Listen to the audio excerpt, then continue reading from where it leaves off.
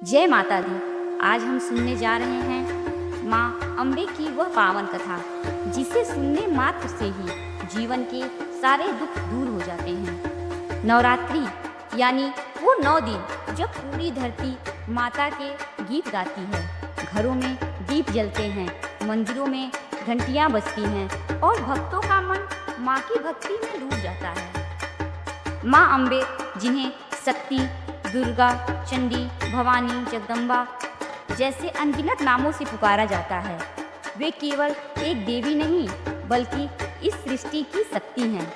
जो भी प्राणी इस संसार में है, उनकी श्वास से लेकर जीवन की हर धड़कन माँ अम्बे की ही कृपा से चलती है।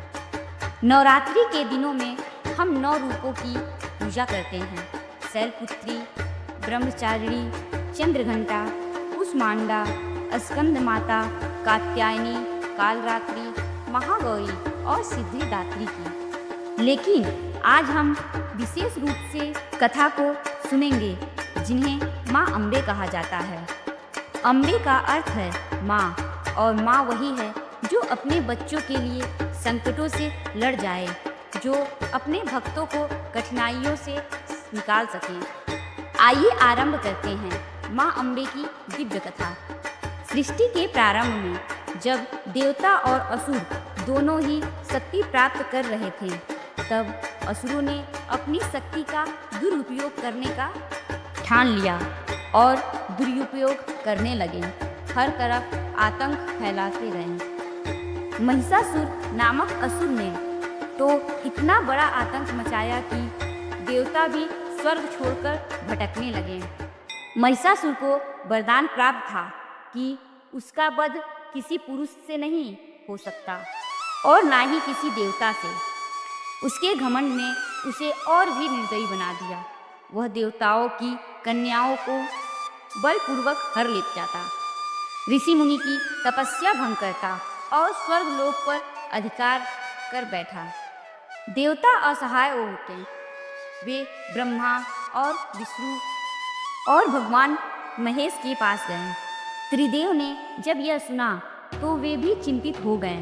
तभी उनके शरीर से दिव्य तेज निकलने लगा।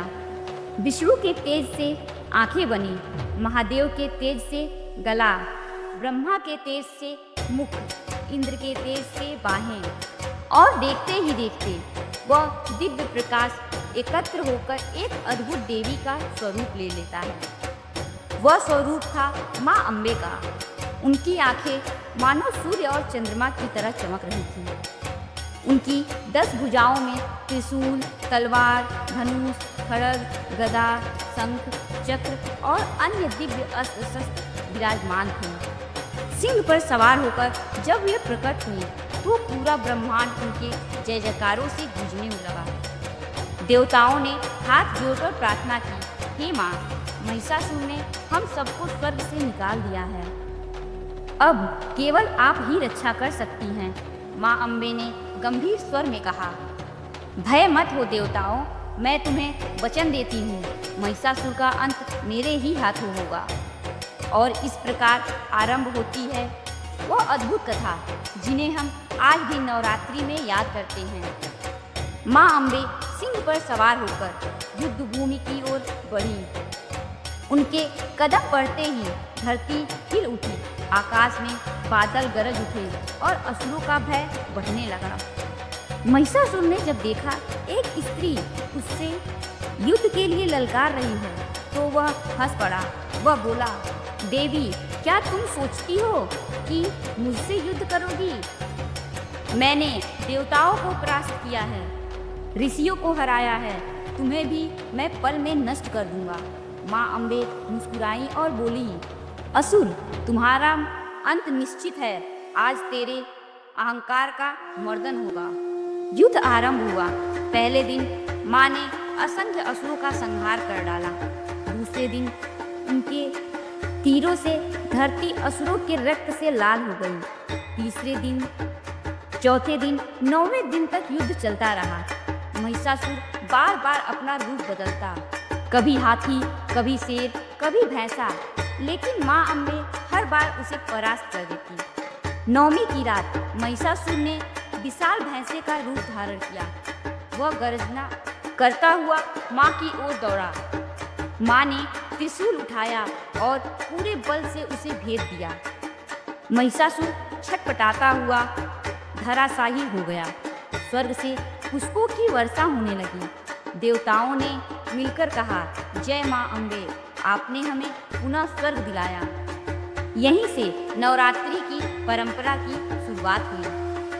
9 दिन की युद्ध और 10वें दिन का विजय, जिसे हम आज विजयदशमी के रूप में मानते हैं। लेकिन युद्ध यहीं खत्म नहीं हुआ।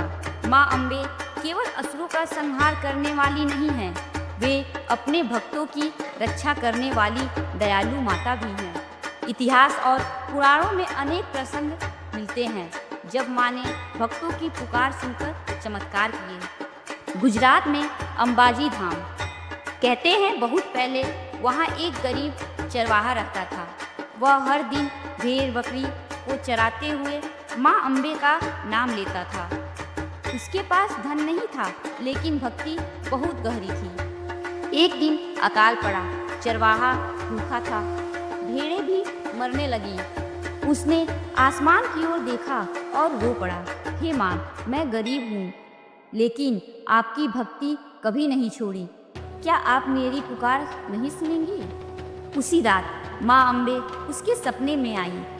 उन्होंने कहा, बेटा, कल जब तू जंगल जाएगा तो एक चट्टान के पास खुदाई करना, वहाँ तुम्हें अन्न धन मिलेगा। सुबह उसने वैसा ही किया। सचमुच वहाँ से अन्न से भरा घड़े और सोने से भरा सिक्के निकले। वह खुशी से झूम उठा, लेकिन उसने धन अपने पास नहीं रखा, गांव वाले को बांट दिया। माँ की कृपा से वह गांव हमेशा सुखी रहा। ऐसे ही एक और कथा है। एक धनी व्यापारी माँ के मंदिर में गया, लेकिन उसके मन में अहंकार था। उसने कहा, माँ, मैं लाखों का चढ़ावा चढ़ाऊंगा, अब आप मेरी इच्छा पूरी करें। की इच्छा थी कि उसका व्यापार और भी बड़ा हो, लेकिन माँ अम्बे अहंकार सहन नहीं करती। रात में व्यापारी के सपने में माँ प्रकट हुई और बोली, धन से नहीं, भक्ति से मैं प्रसन्न होती हूँ। कुछ ही दिनों में व्यापारी का व्यापार डूब गया। वह दर दर भटकने लगा। आखिरकार टूटे मन से फिर माँ के चरणों में आया और सच्चे दिल से प्रार्थना की। तब माँ ने उसे दोबारा संभाला, लेकिन इस बार उसने जीवन भर नम्रता और सेवा का मार्ग चुना। कहते हैं राजस्थान के एक छोटे से गांव में वृद्धा रहती थी। वह रोज दीपक जलाकर माँ अम्बे की आरती करती थी। लोग उसका मजाक उड़ाते थे, तेरे पास न धन है, न संतान, न सुख, तेरी माँ क्यों सुनेगी? तुझे माँ ने क्या दिया? लेकिन वृद्धा अटल रही। उसने कहा, माँ ही मेरा सब कुछ है, बाकी तो सब माया है। एक दिन गांव में महामारी फैली, लोग बीमार होकर मरने लगे, लेकिन जिस घर में वृद्धा रहती थी वहाँ रोग पास भी नहीं आ सका। गांव वालों ने समझ गए कि यह सब माँ की कृपा है। तब सबने माँ की भक्ति शुरू कर दी। माँ अम्बे हमेशा अपने सच्चे भक्तों की रक्षा करती हैं। धन हो या ना हो, माँ केवल सच्चे मन की भक्ति चाहती हैं। नवरात्रि केवल एक पर्व नहीं, बल्कि शक्ति साधना का महान अवसर है। गुजरात में गरबा और डांडिया खेला जाता है। गरबा का अर्थ है गर्व। इससे मिट्टी के घड़े में दीपक जलाकर रखा जाता है। यह प्रतीक है कि सृष्टि की हर रचना शक्ति से ही जन्म लेती है। डांडिया का खेल असुर और देवी के युद्ध का प्रतीक है। दोनों हाथों में डंडे लेकर नृत्य करते समय मानो हम माँ के साथ महिषासुर का संहार कर रहे हों। उत्तर भारत में नवरात्रि का व्रत रखे जाते हैं। भक्त अन्न त्याग कर केवल फल और जल पर रहते हैं। इससे शरीर और मन दोनों पवित्र हो जाते हैं। अष्टमी और नवमी को कन्या पूजन होती है। छोटी छोटी कन्याओं को देवी का रूप मानकर भोजन कराया जाता है, क्योंकि माँ अम्बे भी बाल रूप में ही शक्ति का आरंभ करती हैं। इस प्रकार नवरात्रि हमें भक्ति, संयम और साधना का मार्ग दिखाती है। माँ अम्बे केवल ग्रंथों में नहीं बल्कि आज भी जीवित हैं। अनगिनत भक्तों को आज भी उनके चमत्कार अनुभव होते हैं। कहते हैं अंबाची धाम में एक दीपक है जो सदियों से जल रहा है। आंधी आए या तूफान, वह दीपक कभी नहीं बुझता। लोग मानते हैं कि यह स्वयं माँ अम्बे की उपस्थिति का प्रमाण है। कई साधकों ने बताया कि माँ अम्बे ने उन्हें स्वप्न में दर्शन दिए, कभी लाल चुनरी ओढ़े, कभी शेर पर सवार होकर, और जब भी सुबह उठते तो सचमुच उनके घर में चुनरी या लाल फूल मिलते। कई बार भक्तों ने कहा कि संकट के समय माँ ने किसी अनजान स्त्री के रूप में आकर मदद की। बाद में जब उन्होंने उस स्त्री को ढूंढा तो पता चला कि वह कोई साधारण स्त्री नहीं थी, वह माँ अम्बे स्वयं थी। माँ की शक्ति असीम है। जिसे माँ पर विश्वास है उसके जीवन से भय दूर और अहंकार मिट जाता है। आज हमने माँ अम्बे की अद्भुत कथा सुनी। हमने जाना कैसे माँ ने महिषासुर का संहार किया, कैसे उन्होंने भक्तों की पुकार सुनी और कैसे आज भी उनके मंदिरों में चमत्कार होते हैं। कथा का सार यही है कि माँ अम्बे केवल शक्ति नहीं बल्कि ममता भी हैं। वे अपनी संतान को कभी अकेला नहीं छोड़ती। नवरात्रि में हमें यही सीख मिलती है कि अहंकार का नाश करो, भक्ति को अपनाओ, सच्चे मन से माँ को पुकारो और वे जरूर सुनेंगी। आइए सब मिलकर बोले जय माता दी, जय अम्बे गौरी। आप सबको नवरात्रि की हार्दिक शुभकामनाएं।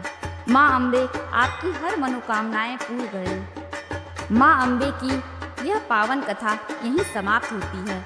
आज हमने जाना कि सच्चे मन से माँ को पुकारा जाए तो वो हर मनोकामना पूर्ण करती हैं। मिलते हैं अगले वीडियो में एक और दिव्य कथा के साथ।